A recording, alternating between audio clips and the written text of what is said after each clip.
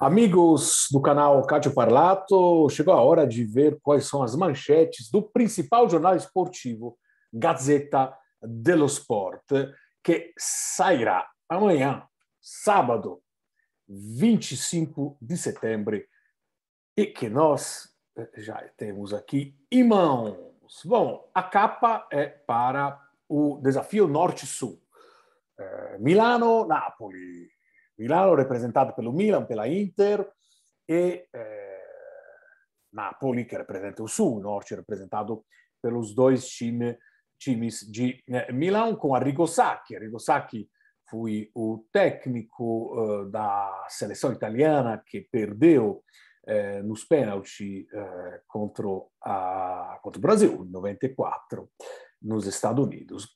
Sacchi, que é o grande teórico do futebol, o primeiro que implementou aquilo que era chamado de um futebol mais total. Se deixava com Sacchi o conceito de marcação homem para homem e se começava a trabalhar o conceito de marcação por zonas, né? Ele foi um grande treinador, mas, sobretudo, sempre foi um grande teórico, seguido por muitos, né? Inclusive alguns treinadores brasileiros. Sabemos que o próprio Tite, o próprio Dunga, né, tem uma relação com ele de contatos, etc., e se inspiram bastante a ele. Bom, aqui tem algumas chamadas para aquilo que nós vemos aqui no interior. Como sempre, vamos tentar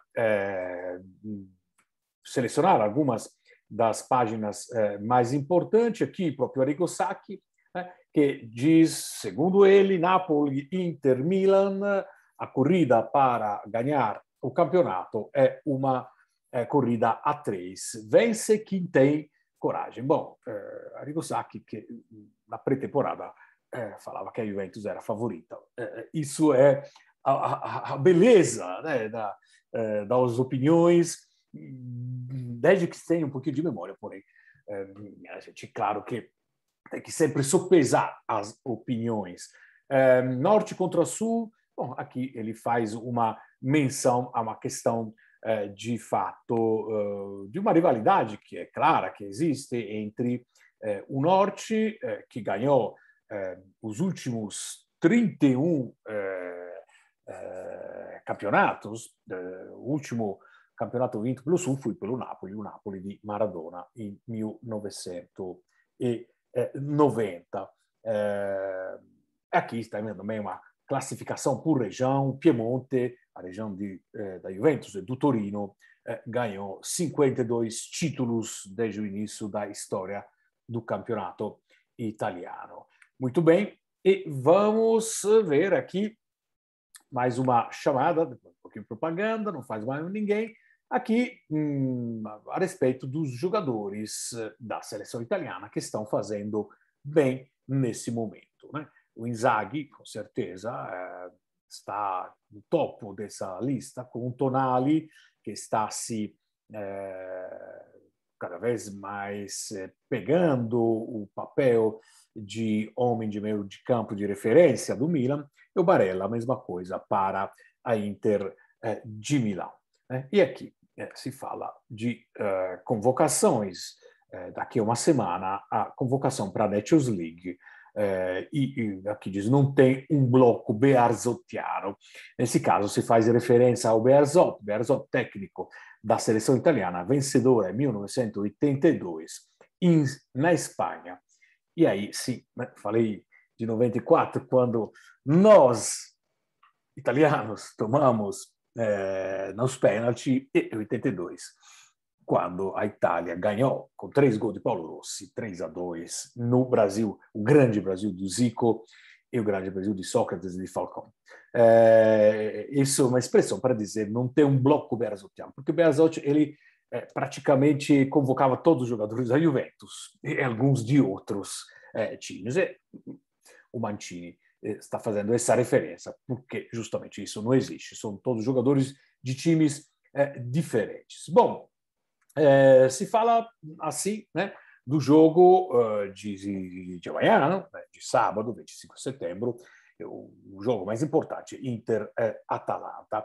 E sobre Inter-Atalanta tem uma referência bastante importante que se faz sobre as brigas entre os dois técnicos. Primeiro, quero conhecer um técnico que não tenha brigado com o Gasperini, né? É muito raro isso. De qualquer forma, um técnico que possa dizer, nossa, o Gasperini é meu amigo. Tem um, né? É o Juric. O Juric, sempre atual treinador do Torino, reconhece que ele é um allievo, ele se sente sente o Gasperini como um mestre, né, para ele. E aqui, né, se fala um pouco dessas brigas que aconteceram em 2019, em função de um jogo que a Atalanta estava ganhando e a Lazio empatou com 2 pênaltis, que a dita do Gasperini seriam 2 simulações, e também se fala da final de Coppa da Itália do mesmo ano, mas da temporada anterior. Enfim, coisas que o Gasperini nos acostumou a ouvir. Mas Inzaghi, nessa oportunidade, em 2019, reagiu. Não sei como amanhã eles vão se cruzar. O Inzaghi ficou muito nervoso, as respostas dele foram muito picatas, muito fortes em relação ao Gasperini. Que eu acho que talvez nesses casos é melhor deixar ele falando sozinho, numa reação a quente. Me surpreendeu o Simone Inzaghi, que me parece uma pessoa muito mais equilibrada. Dito isso, se fala também da questão estática, se fala da questão dos dois contarem muito sobre a zaga a 3 e que vai ser um jogo de xadrez muito importante, muito interessante. E, de fato, para a Atalanta vai ser um banco de prova muito importante. Seguindo aqui, bom, uma informação bastante interessante. Talvez nem todo mundo esteja acompanhando, nem todo mundo talvez esteja tão interessado sobre isso, mas é uma informação que está tomando forma sobre essa Interspac. O que é essa Interspac? É uma palavra, como diz aqui a Gazeta, composta da Interspac. SPAC é uma sociedade que, do ponto de vista técnico, do ponto de vista da linguagem financeira, na Itália, é uma sociedade que é constituída, uma sociedade por ações que tem como objetivo aquilo de ser eventualmente cotada na Bolsa. É um conjunto de pequenos acionistas que querem se juntar para poder, pelo menos, prelevar, adquirir uma parte da cota, uma parte da cota de ações que pertence hoje a Zhang. Zhang, que é o representante legal da Suning, Suning que é uma empresa chinesa que é dona da Inter de Milão.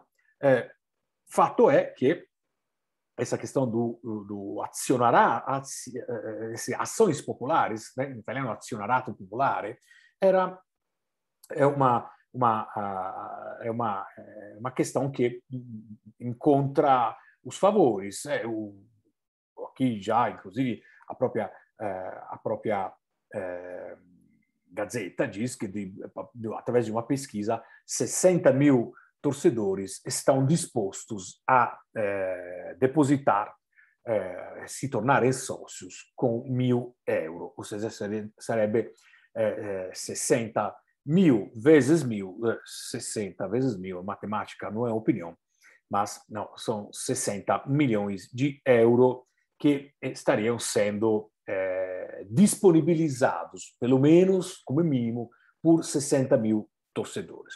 É claro que isso tudo é uma operação complexa, mas é uma operação que, como diz aqui, nesse corte aqui à direita, o Malagò, que é o responsável do CONI, do Comitê Olímpico Nacional Italiano, é uma iniciativa que merece atenção, justamente porque Suning está financeiramente uma situação bastante delicada.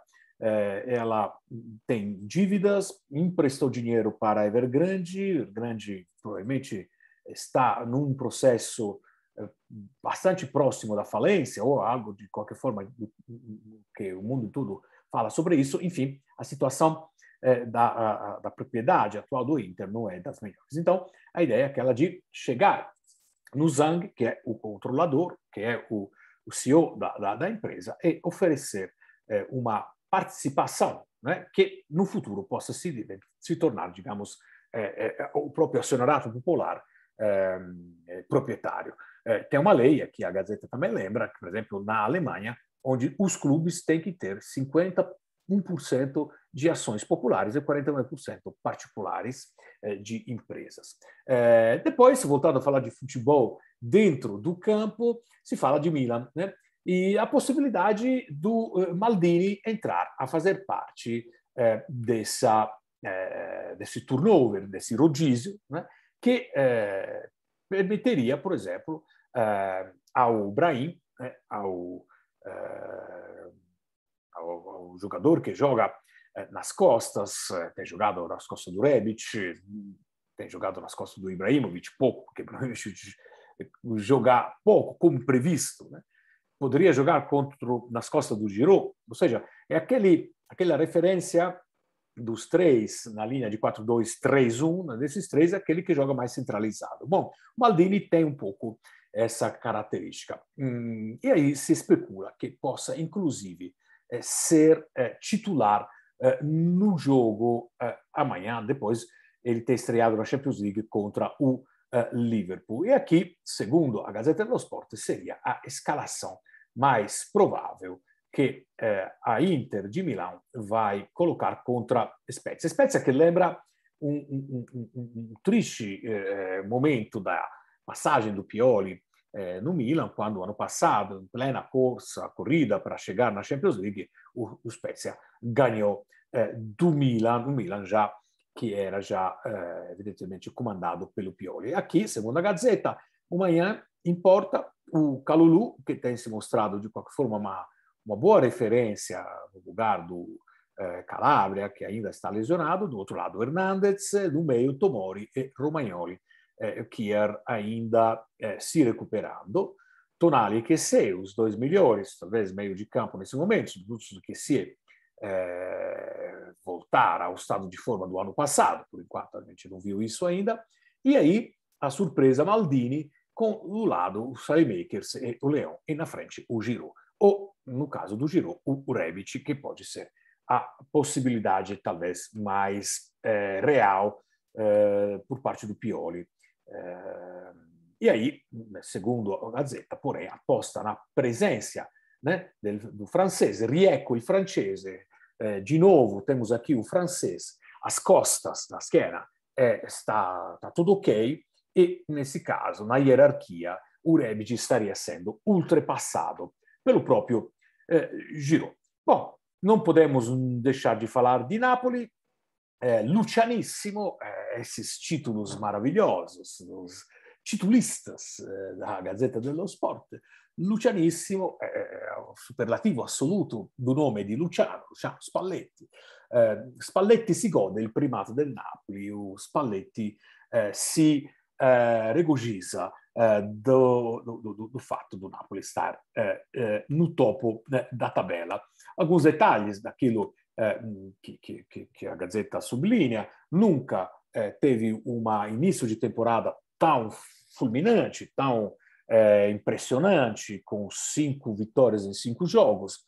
E lembra a Gazzetta que, pessoalmente, o Spalletti, o máximo que ele tinha feito era de 4 vitórias em 4 jogos, tanto quando ele treinou a Roma, tanto quando ele treinou a Inter, e agora já está com 5. Quais são os méritos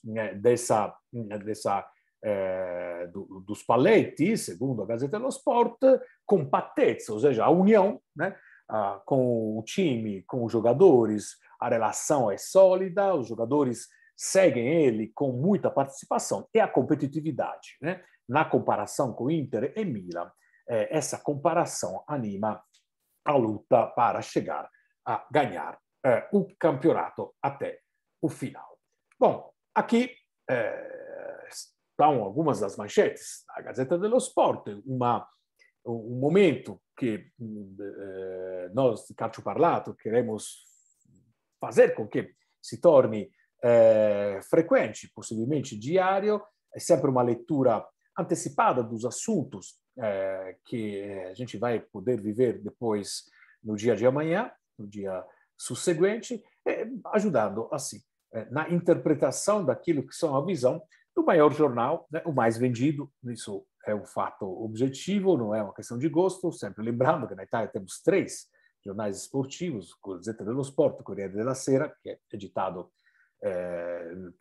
Corriere dello Sport, Corriere della Sera é um jornal de política, enfim, de assuntos não esportivos, portanto, Corriere dello Sport, que é editado em Roma, Tutto Sport, que é editado em Turim, e Gazzetta dello Sport, que é editado em Milão. Evidentemente, cada um puxa um pouquinho a sardinha para a própria brasa, então o Corriere dello Sport falará mais de Roma e Lazio, enquanto Tutto Sport fala praticamente somente di Juventus e pouco di Torino, e Gazzetta dello Sport prevalece de fato Milan e Inter, mas tem que reconhecer que se faz um trabalho muito detalhado, com jornalistas muito competentes, conheço muitos deles, e que faz um trabalho excelente em relação a isso. Vejo vocês por aí, começa esse final de semana com jogos muito interessantes, e com certeza a gente vai ter tempo de falar sobre isso. Tchau, tchau.